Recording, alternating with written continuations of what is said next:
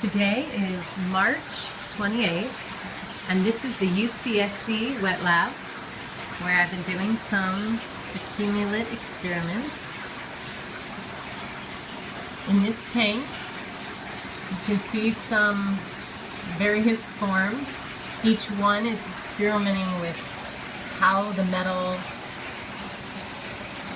can be formed, how the minerals will deposit.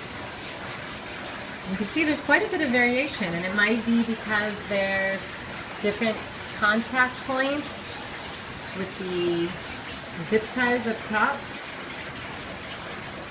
and the way the wires are connected.